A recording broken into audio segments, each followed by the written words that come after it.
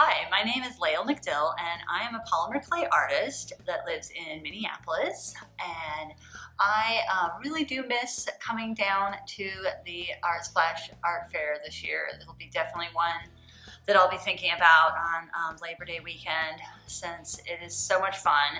And I've really enjoyed the space in the park and all the fun that goes on all around it. I always remember being near the bubbles and watching those and all the fun that just happens all around. I also really will miss the artist dinner. You're famous all over for your amazing artist dinner, and the museum is just fabulous. I definitely miss coming to see the museum and seeing all the other artists that we get to catch up and get ready for the weekend. So thank you for all the work that you've done in the past, and I'll be looking forward to next year. Let me show you a little bit around my studio and introduce you to some of my newer works.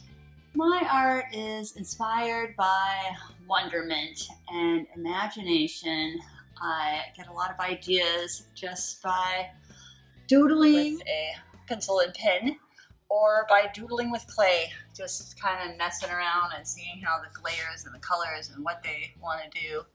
Sometimes I create pieces based on scribbles. That's what this series is, the Scribblescape, where there was a scribble in my sketchbook, and then I doodled on it, and then I turned it into a sculpture. I love to see what stories come out and watch other people look at my work and see what stories it reminds them of. This is my polymer clay studio in Northeast Minneapolis. It's full of lots of art right now. I've got a lot of new teapots. I was the feature artist in 2018 with one of my teapots. I've got lots of fun things happening lately. One of my newest creations that I made because I cleaned out my closet is a shoe that I decorated with clay. It's actually got a bug on it and a giraffe. So it's been fun to just see what happens since I've been not traveling as much and just creating in my studio quite a bit. I called these little quarantine cats because I cleaned out my house and found some interesting things to hang onto the different sculptures. So a lot of creativity keeps kind of happening as we go through this quarantine. This piece right here is a new one that I just made called Send the Message by Tin Paper Airplanes.